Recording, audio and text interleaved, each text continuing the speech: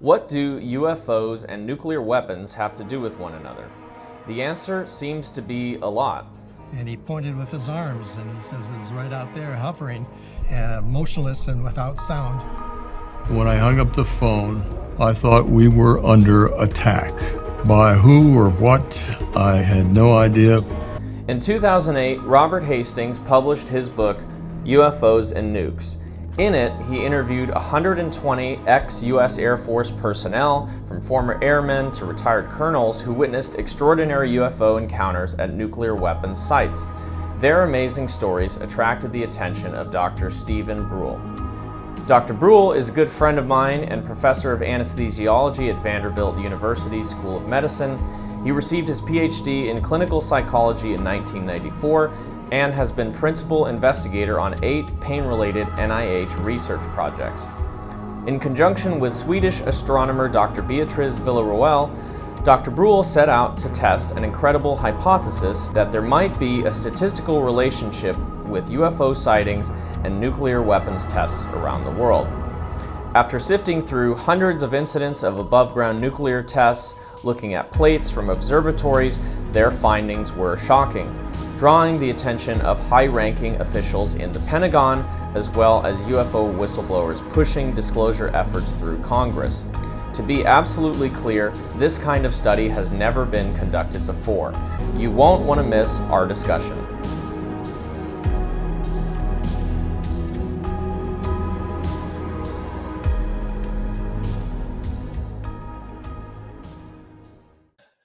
Okay, I'm joined by Dr. Stephen Bruehl. Dr. Bruehl, thanks so much for taking the time to be with me today.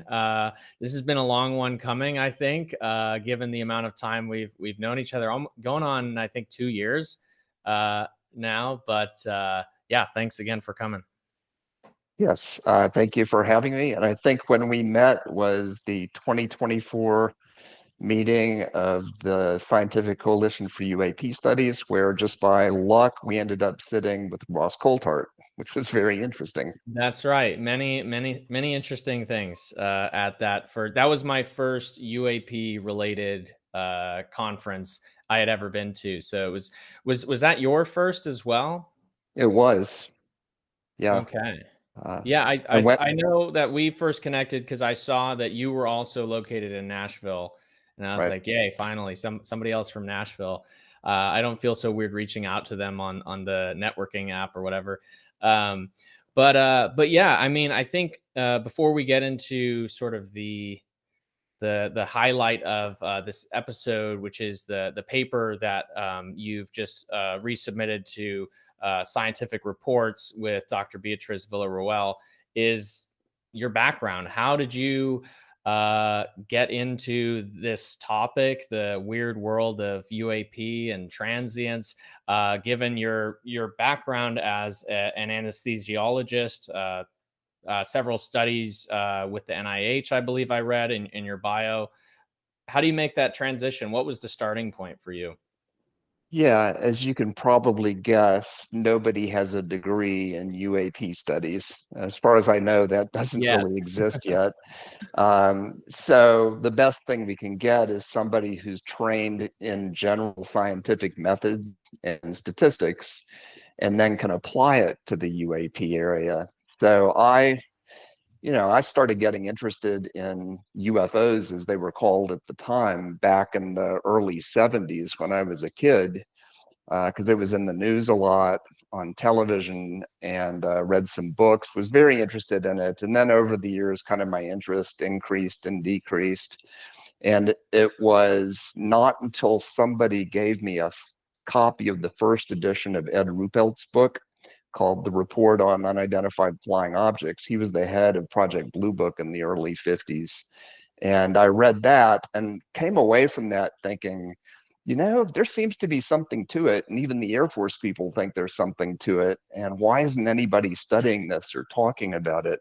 But the problem for someone interested in UAP is that there's no easy way to get hold of the data you might want to analyze. Right. So if you happen to be a Gary Nolan or somebody who's given a piece of something that might be a UAP, you can do analyze that and have a very clear path to doing science on that. But apart from something like that, it's a little difficult to find. And the turning point for me, as you mentioned, was that 2024 SCU meeting, because that was the first meeting I'd been to that had anything to do with UAP. And two of the speakers at that conference were really, they're the reason I got into this, actually doing science. So one of those was Robert Powell, who is the former research director of MUFON. He's one of the founders of the SCU. He gave a talk where they had, I won't go into details now, but he had a kind of, for people who maybe don't know, what is MUFON? I'm sorry, a mutual UFO network. So these days, it's like I think the biggest private UAP investigation network. And so Robert had gone through 100,000 cases with some other people, witness reports, and had applied these criteria that narrowed it down to only about 301 reports that they felt pretty certain were truly anomalous and weren't likely to be mistakes. And they had just done some, generating percentages and things like that, but hadn't done any real statistical analysis. And that inspired me to do one of the research studies I've done in the past year, which was applying a statistical technique called cluster analysis. It's like a pattern recognition technique that I ended up applying that to Robert Powell's data set. So that's one of the two papers. The other one is a talk that was given by Beatrice Villarreal, who's a Swedish astronomer who has discovered and talked quite a bit about these things called transients that are basically short-term star-like objects that aren't there in one photographic image, then they're there in the next image, and then they're gone from all subsequent images.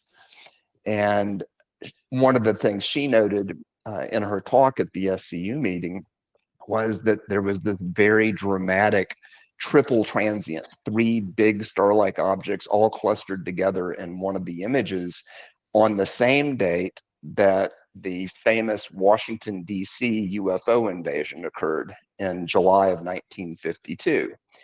And she thought that was an interesting coincidence, but hadn't really done anything with it. And what I did is I reached out to her afterwards and said, hey, are you interested in looking more systematically at whether your transients are associated with UAP reports, or eventually realized that we should look at whether they relate to nuclear testing, because there are so many anecdotal stories of people at nuclear tests noticing UAP in the sky before, during, or after the sighting.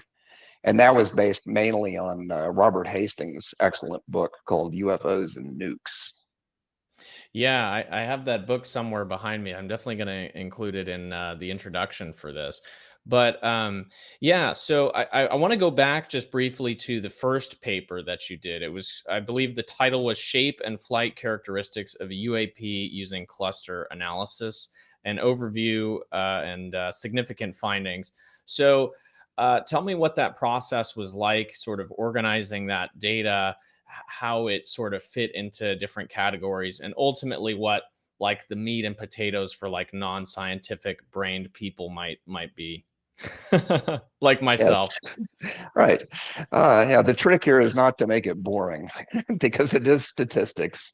But I think the big picture of this is that if you look historically at the UAP literature, there is really only one proposed way of categorizing the different types of UAP. And this was the one that J. Allen Hynek came up with for Project Blue Book. And it was, it included things like daylight disks. That was one category. There was another category for things that were seen both visually and on radar. And then there's the famous category of close encounters that was based on how close you are to the object, that had different subcategories. But if you, in general, historically in science, when you find a way to categorize things in a meaningful way that makes sense, often that helps you discover new information. So the hope was that can we find a way, or if we can find a way to organize UAP characteristics based on witness reports, then maybe that organization will tell us something about UAP that we wouldn't have known otherwise. So what I did is took advantage of the fact that the SCU likes to make all their data sets public, which these days is kind of common throughout science, but not everybody's adopted it. But after I came back from that SCU meeting, I was able to go pull the Excel file that Robert Powell had used in their study. And I looked at it and I immediately knew that with some tweaking of it and, careful processing of the data, I could get it into a format where I could do cluster analysis with it.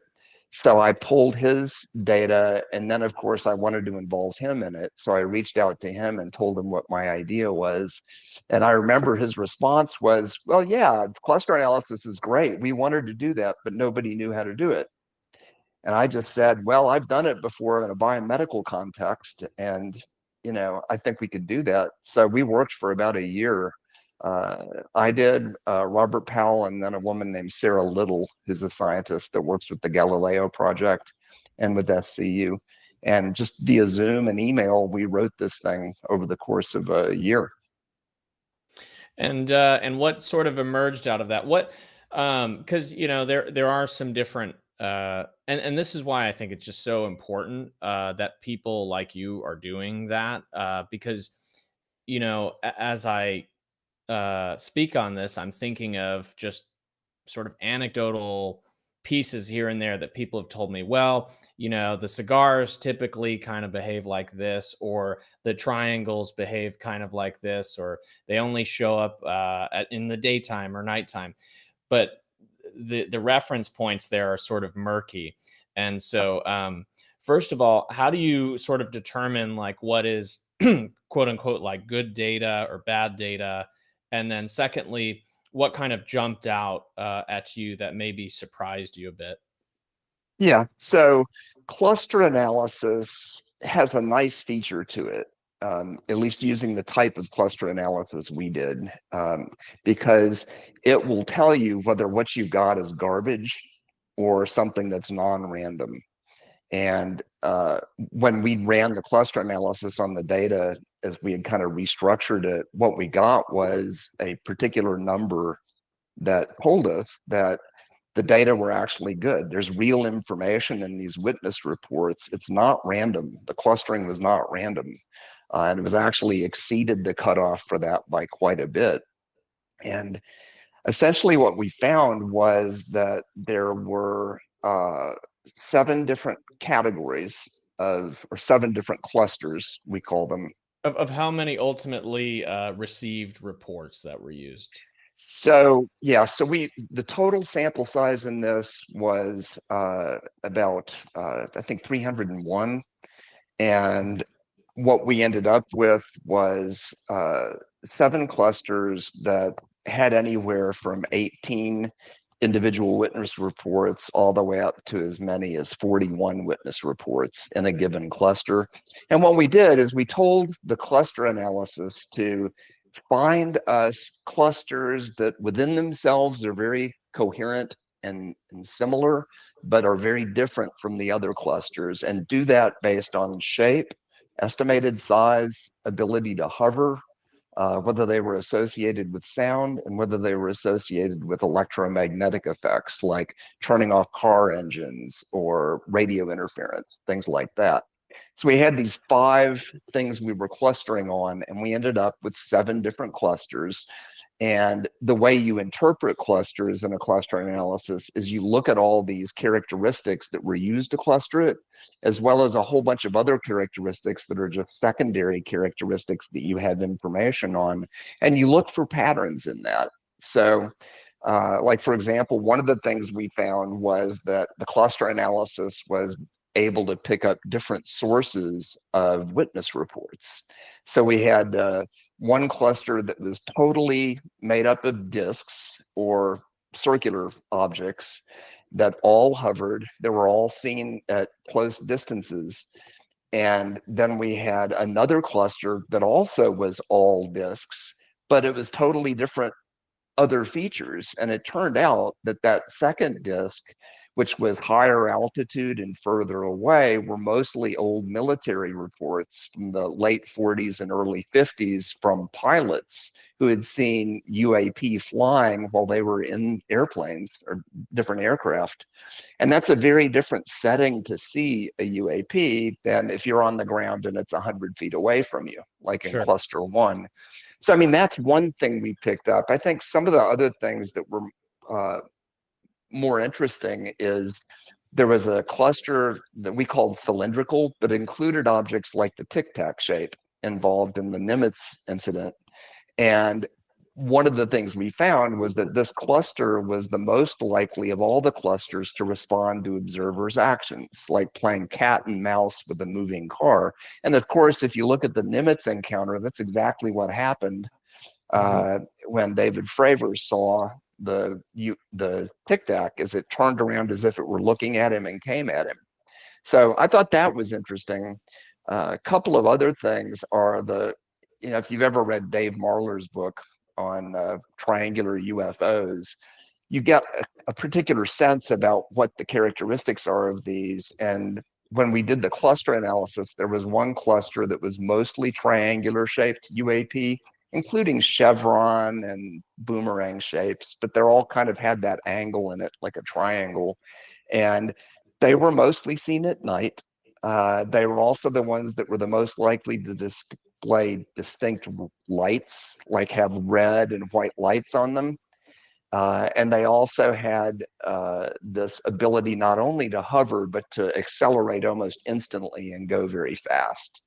And that's what you'd think after reading Dave Marler's book. But what the cluster analysis did is said that this is a unique type of UAP that do these things.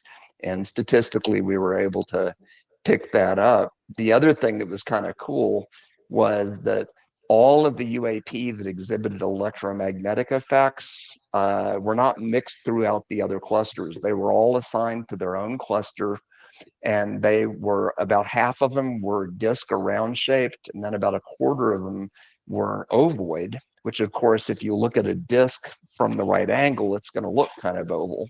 So I think what it's telling us is that electromagnetic effects mostly happen with objects that are circular, like disc shaped. And when we looked at the distance, how far away people were when they had these electromagnetic effects, over 90% of those witness reports said that it was no more than 1,500 feet away. And what that tells us is that, a working hypothesis would be that for UAP that do exhibit electromagnetic effects, they may need to be within about 1,500 to 2,000 feet in order for those effects to take place, which I don't think that has ever been reported anywhere in the research literature. And correct me if I'm wrong, but I recall from that paper there was also the observation that triangles show no electromagnetic interference as well. Is that correct? That is correct. They did not. That cluster did not show any electromagnetic effects. And the other thing that's important is there are some UAP that are associated with sound, and they are their own distinct class of UAP. And there is no consistent shape. It is literally every shape that we could have had, we did have among the UAP that made sound. And the sound doesn't seem to be associated with the means of propulsion, if we're talking about propulsion the way we normally mean it. So, rotors or jets,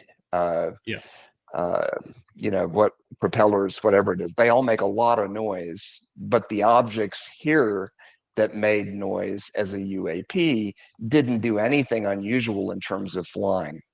They didn't really they didn't move very fast. They didn't accelerate extremely quickly or anything like that. Interesting. Huh. So, I mean, jumping into sort of the second paper here, then involving these transients, anomalous transients, as they're called. First of all, if you wouldn't mind just giving kind of like a brief summary of what anomalous transients are, and how they relate to the paper. Sure. Yeah. So these are a phenomenon that was, I think it was really discovered by Beatrice Villarreal, who's a Swedish astronomer, great person. I've loved working with her. She's been a lot of fun. But what she did is she realized that old observatories had taken all these astronomical images through their telescopes. And over the years, some of these images had been scanned so that they were digitally available.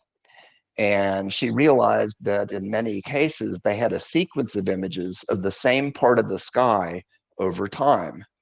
And this one particular survey called the Palomar Observatory, POS-1, in that in the images that they took, what you end up with is having an image taken in, I think it's in blue with a blue filter, and then like 20, 30 minutes later, you got another one with a red filter. So the same place in the sky.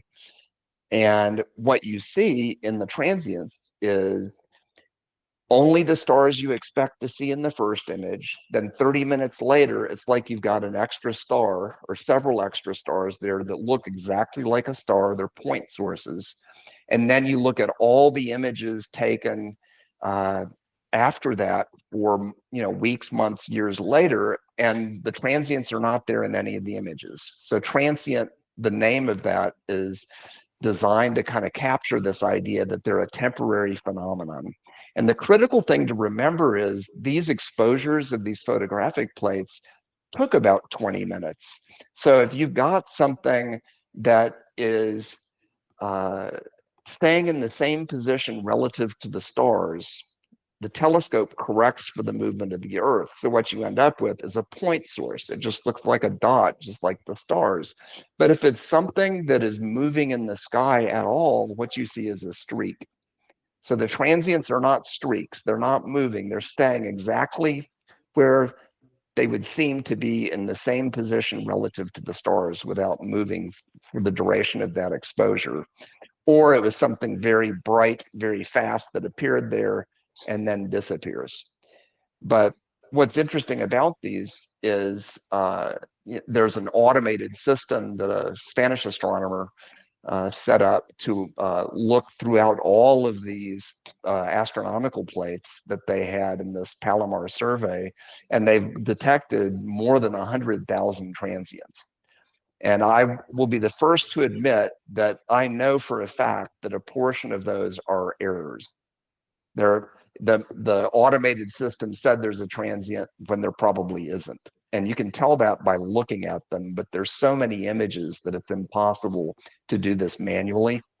I think I've looked through myself probably 50 of these, and you can tell the transients for sure. And you can also tell when there's a problem with the emulsion on the plate or something that made the computer think there was a transient. So factoring in that there's error in these transients is important. Yeah, Doesn't mean there's not real information. And I had read some of the information about those Palomar transients, and I think the earliest plates were in '49, which was before any satellites had even been launched in the Earth's orbit, before Sputnik. So Yeah. clearly, whatever these things aren't satellites either. They're not ours, right? You're absolutely right, and that is a critical thing. Is the I think the date of the first transients that they identified was November of '49, and then the end of the transient data set is April of '57, which is about 5 months before Sputnik was launched. So as far as we know, there were no human-made artificial satellites at the time.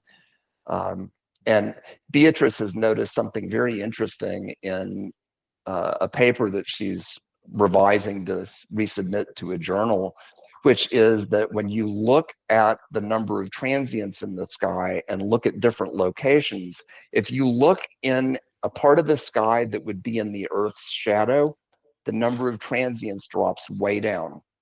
And what that's saying is to be viewed, transients generally have to be in an area of the sky where the sun can reflect off them, which means not only was this before artificial satellites, but we can also conclude that they seem to be reflective objects. And the fact that they stay in one place relative to the stars means that they're in a geosynchronous orbit. They're moving at the same speed as the Earth is moving. That's crazy. Yeah, it is crazy. So, I mean, controversial a bit. yes, for sure. And, there's going to be a portion of people watching this that are going to be like, what is this guy talking about? Anomalous transients. And then you throw in the hypothesis that it's related to above ground nuclear weapons tests. I want you to just, if you can, explain sort of your interest in this. You mentioned Robert Hastings and his book, but what have you heard related to this association with sightings and nuclear tests that made a compelling enough case for you to try and draw that connection with these transients? Yeah, that book by Robert Hastings, UFOs and Nukes, is chock full of anecdotal reports. Now, it's not science. This is just reports that people have made many years after the fact, although in some cases, these are verified in government records obtained through the Freedom of Information Act. You do see some of that in there. But he interviewed well over 100 people who had been scientists at Sandia Labs, or which is where they did a lot of the nuclear weapons testing out in New Mexico. He's interviewed people who were involved in controlling nuclear missiles at missile launch fields, who had UAP experiences, but they're just many stories of UAP being observed around the time of a nuclear test, in some cases almost during it, as well as afterwards. And why is that, right? If these are reflective objects in geosynchronous orbit and they're not ours, what are they? And why would they, assuming they're UAP, when they come down from orbit, they would be viewed as a UAP. And if they're doing that, is there an intention to that? Like, what is the association? So we looked, I would say, I did not have high hopes of finding anything, honestly. So we created a data set with we had over 2,000 days between 1949 and 1957. For each day, we indicated based on the transient data set, was there a transient that day? And if so, how many transients were noted? So we do that for every day out of those 2,000. And there are only about 300 days out of that time period where a transient was noted, which isn't, huge. We took the Center for UFO Studies UFO-CAT database, and this is one that Mark Roediger, who's worked with Alan Hynek back in the day, he continues to maintain this updated, and it's just a huge database that's compiled from multiple sources of all the UAP sightings, including that period of time between 1949 and 1957. So we put in our data set, was there a UAP sighted that day? And if so, how many independent sightings were there? So we've got that in there. And then we were able to get information on nuclear testing, at least US, from the Department of Energy, has that all in publicly accessible documents. And we were able to pull nuclear test dates for the Soviet Union and Great Britain from other information available on the internet, like Wikipedia. So we compiled one database that had all this, and the original plan was to try to use AI to clean the transient data. And it is such a slow process, even getting to the point where we can do that, that I just decided, let's take a look. We know what we're looking for. Let's just see, even if the data is noisy, might there be an association? And I frankly was shocked when I ran this analysis, and it turned out that there was a highly statistically significant association between a nuclear test happening and appearance of these transients in the sky. And by what numerical percentage? This, I believe it's less than 1 in 1,000 chance of this being an error in the original analysis. And that was looking, since we didn't know what the timing would be, like would the transients be before, during, or after a test, we just created a nuclear testing window. And in that analysis, I think it was a 1 in 1,000, less than a 1 in 1,000 chance that that association was an error. It seemed to be a real thing. But the paper describing this is currently under review at a journal called Scientific Reports, which is actually a really good general scientific journal. And just the end of last week, we got the reviewers' responses to it, which was very positive, although they had some suggestions for things to look at. And one of them was the thing that I had hoped to ask for, because I had forgotten to do this at the time we first submitted it, which is, let's look more specifically at the timing. So we looked at, were transients associated with a date being 2 days before a nuclear test, 1 day before the test, the day of the test, the day after, or 2 days after. And guess which one of those showed an association? There was only one of them. And it was 1 day after a nuclear test was when the transients were observed. And the fact, see, if this were random information, you wouldn't expect it to have any association with the time sequencing like that. So that's what, to me, makes it even more likely that this isn't some accident, some freak of statistics here. But it's 1 day after a nuclear test, and that is statistically significant. All those other time periods, there's no significant association. Well, and I don't know if you mentioned this already, but I believe the number was like 43% of a higher increase in transients cited within a day of a nuclear test. Is that right? Yes, that is exactly That's right. unbelievable. Yeah. Yeah, and I'll put it in another number that kind of captures that too. So if you look at the day after, 1 day after a nuclear test, there's a transient observed on 19% of those days. All right. If you look at any other day, it's 11%. So you get an 8% increase from 11% to 19% when you've had a nuclear test the day before. Of a physical UAP sighting somewhere. No, this is a transient being cited. Oh, transient. Okay. Transient being cited. Now, the UAP was an interesting association too, and I have to say that that is a really noisy data set because this is like all comers. There's no attempt to vet it and prove whether it was really anomalous or not. But despite that, we still showed a statistically significant association. It's not a big one, but it's there and it's statistically significant. And so the more transients you have on a given night, the more UAP reports you have on a given night. So what that does, if you kind of look at it like a triangle, we're linking together nuclear tests, UAP sightings, and transients, and they're all interrelated. And one way you can look at it is if you look at a date when there was at least one UAP report and it was within a nuclear testing window, you get more than twice as many transients that night as you would on a night when there were no UAP reports and it's not in a nuclear window. Wow. So there's a big difference here. Yeah. So, I mean, going into, so you find this through the cluster analysis. It's pretty shocking to you. Do you, I mean, this wasn't the cluster analysis. This is a different analysis. Okay. Yeah. So what was the technique basically used to kind of sift through this and draw that connection? The nuclear testing? Yes.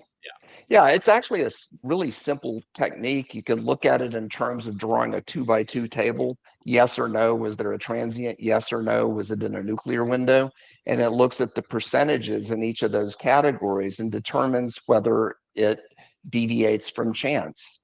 And by using something called a chi-square test, it shows it significantly deviates from chance on that. And then there's some fancier things we did that I don't want to go into because it'll just confuse people. But we did do some higher level statistics as well that actually looked at the distribution of the transients.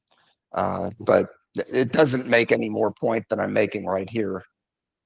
Yeah, I mean, in my mind, I remember when we first talked about this paper, and to me, it was significant largely because, I mean, to my knowledge, there hasn't really been any other study formally looking at this relationship. I mean, there are very few UAP studies, probably in general, that are at least in the public domain.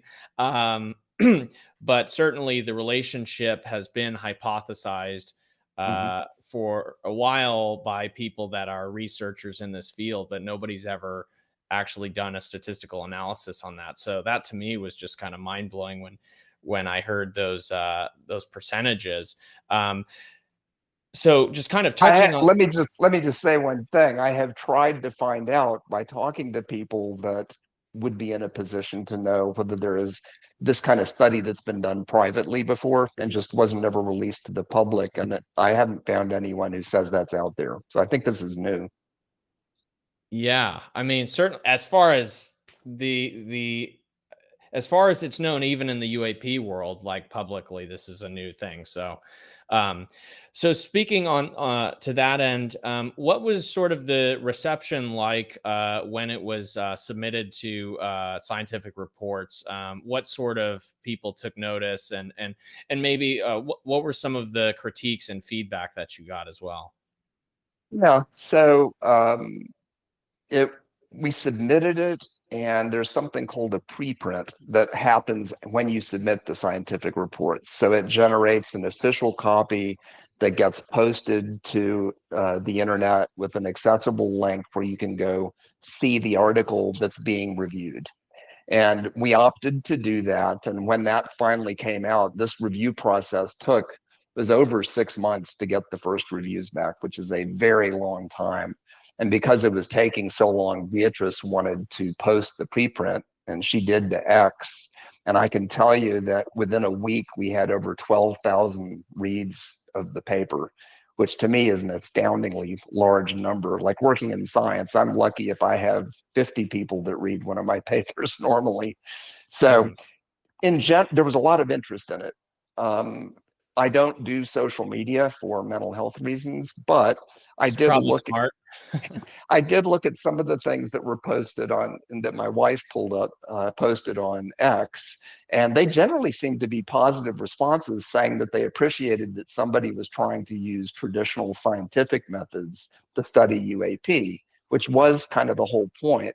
I know that Mick West and some of his fellow debunkers have been had a negative reaction to some of the transient work that Beatrice has done, and I suspect probably this paper as well. But my response is, let peer review do its job. And if the peer reviewers say that it's good enough to be published in the journal, then that is like the stamp of approval that this is not bogus. And that's where we are. We got our reviews back already last week, and they were one was very positive and the other was skeptical but reasonably positive, but had some good suggestions. So we've made some changes, and hopefully we'll find out soon. But it looks like it's going to be accepted, hopefully. Yeah, that would be awesome. I definitely look forward to that. Um, I had Dr. Doug Bittner on many months ago now, and one of the questions which that I asked him, which I think would be appropriate to ask you, being that you're also working in a formal capacity at an institution, Vanderbilt, to be specific.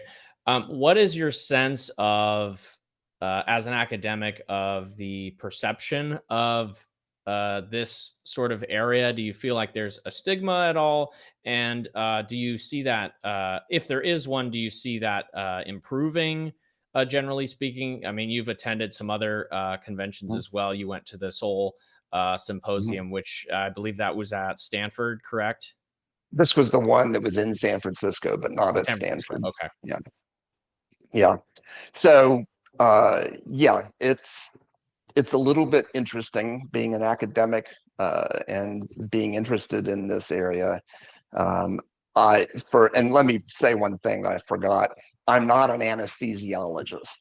I'm a professor of anesthesiology, but I've got a PhD, and my training is in clinical psychology, and I just do biomedical research. So That said, yes, I work in an academic department at a good medical center, and it is weird still today to have academics who want to do work in this area. There are more of them for sure, but it's still relatively rare. And I was concerned enough about how my boss would view it, because this would pop up publicly at some point. He searches periodically to see what his faculty has published. And if it showed that I'd published a UAP paper, I didn't want him to, wonder what the heck was going on. So I talked with him, and I actually was very pleasantly surprised. He was totally receptive, and he said, "Hey, as long as you're using scientific methods, that's a legitimate area of scientific inquiry."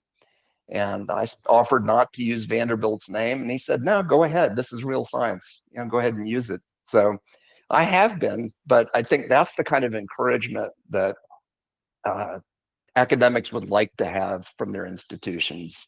And in an ideal world, that's what happens. I went to the Seoul conference, the SCU, both of which had quite a few academic types there. And I've been to, there was just recently a meeting that was, let's see, it was put on by Associated Universities, Inc., who are the people that run the radio telescopes for the government. And it was sponsored by Aero, and it was held just outside Washington. It was an invitation only. And what is Aero for people who don't know?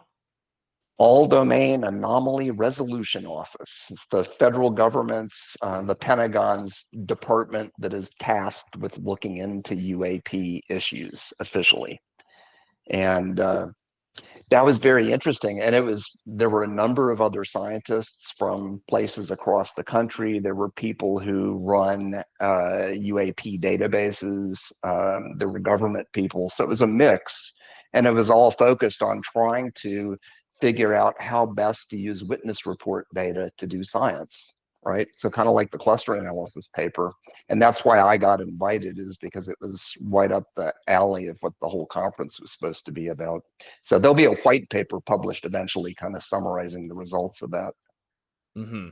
Well, you and I kind of both have waded through all kinds of books and talked to really interesting people in this space.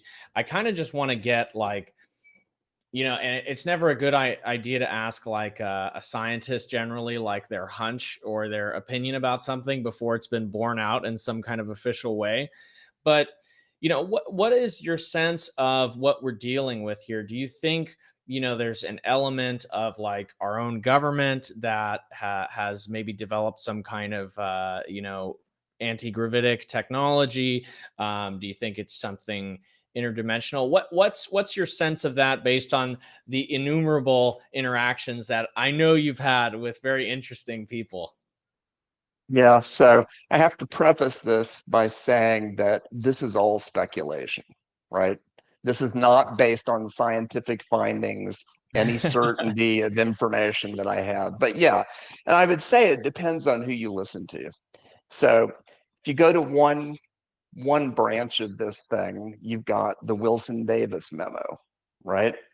Yeah. And in that memo, it purports to be a documentation of a verbatim transcript of a conversation between physicist Eric Davis and Admiral Tom Wilson, who is the number 2 at the Defense Intelligence Agency. And the topic of it is about Wilson's discovery of a secret reverse engineering program where they had materials that had been recovered by the government that they didn't think were human, and they were trying to figure out what they were and how they were, right? Now, a lot of debate on whether that is a legitimate document or not, right? Is it just a forgery?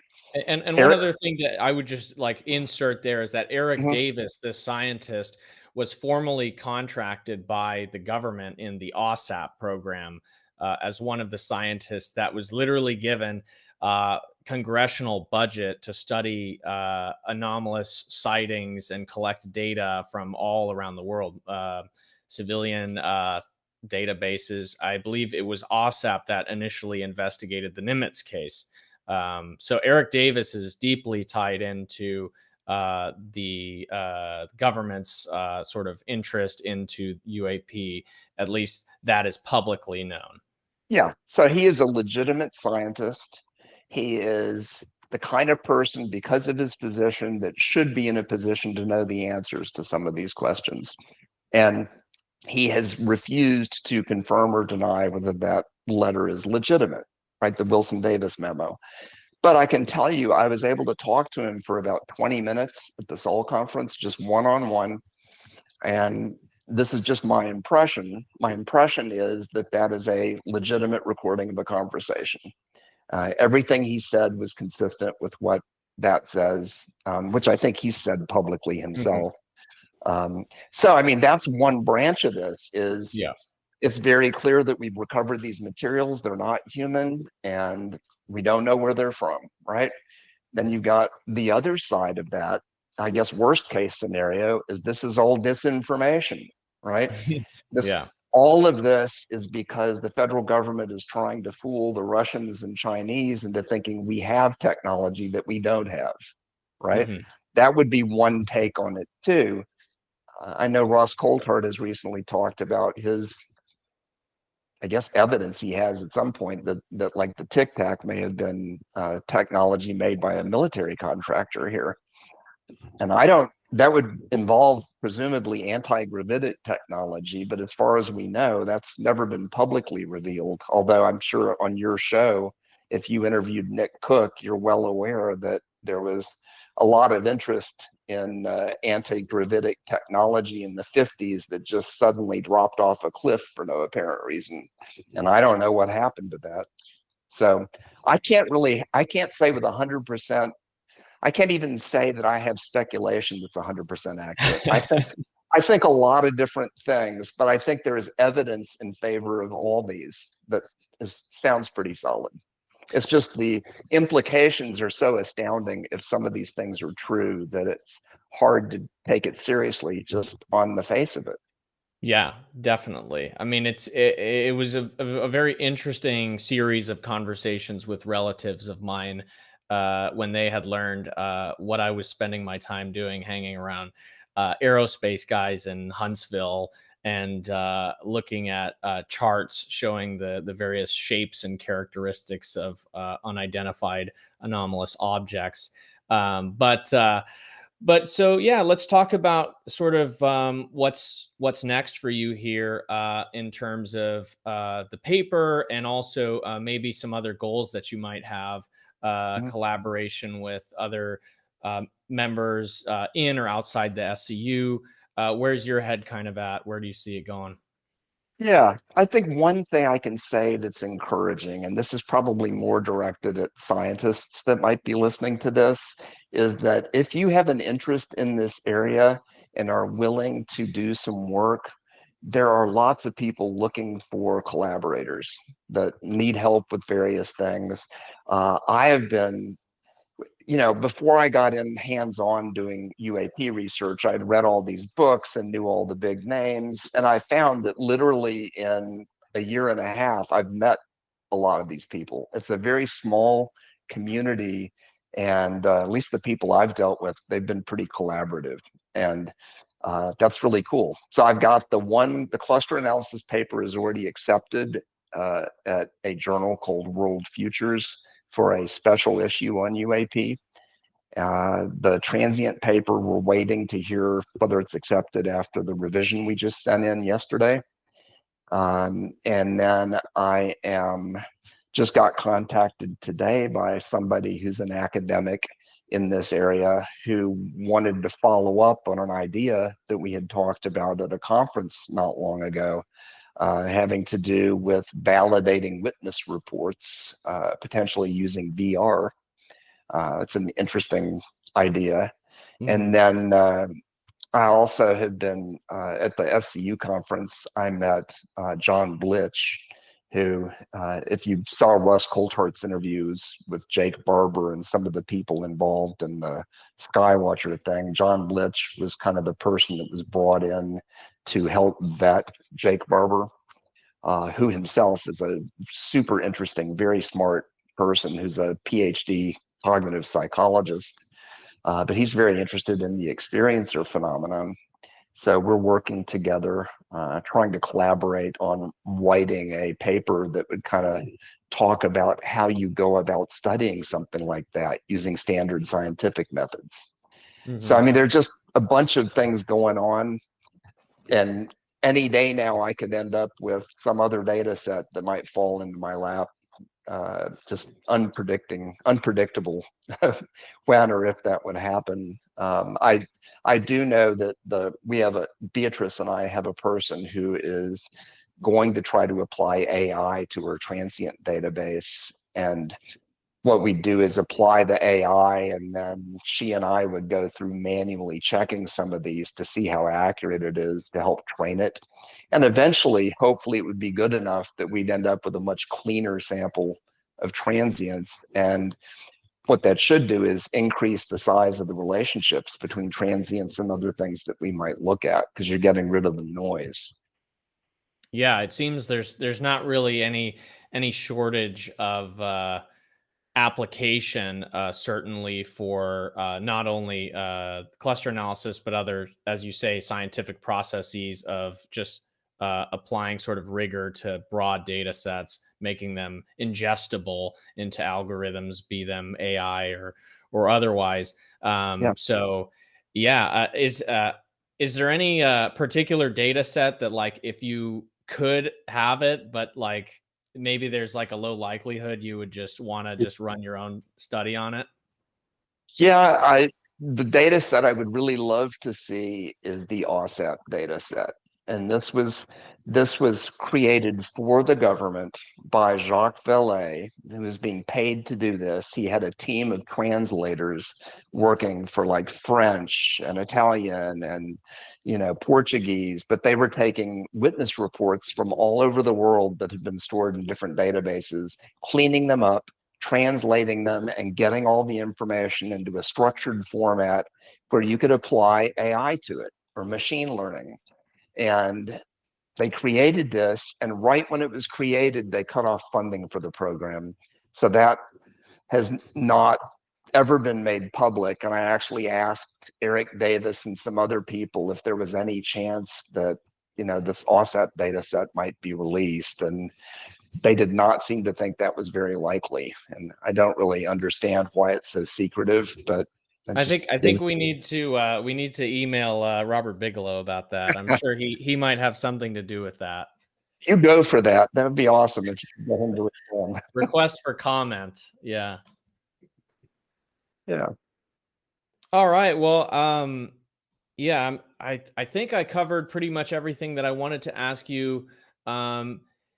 In closing, how has your experience been with this topic? Has it been what you thought it would be? Is there anything that? Well, I mean, this is obviously a big surprise. This whole study, but yeah, is there anything else you want to say or observe about it?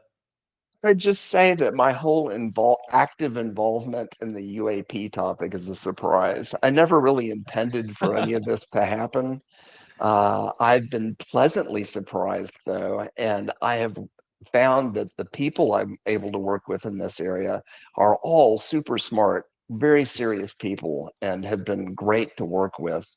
And that kind of goes against the impression I'd always been given by people who were involved in writing books on the topic, that they're a bunch of scavengers and everybody, you had to watch out because everybody's going to try to steal your stuff. There were people who've said that or something along those lines. That has not been my experience. Very collaborative, interested in getting science done, and that has been wonderful. And I told my wife recently that I feel like I'm 12 years old again. It's like I'm doing this stuff that is so exciting and cool that I never thought I'd get to do. It's been wonderful. And, as I fade off into the sunset, as I eventually retire, this will be my second career. We'll be doing UAP work, I think. That's awesome. Well, I look forward to seeing what other papers come out of your analysis. Yeah, Dr. Bruehl, thanks so much for taking the time to be with me today, and we'll look out for the publication status from Scientific Reports. Thanks for having me, Aaron.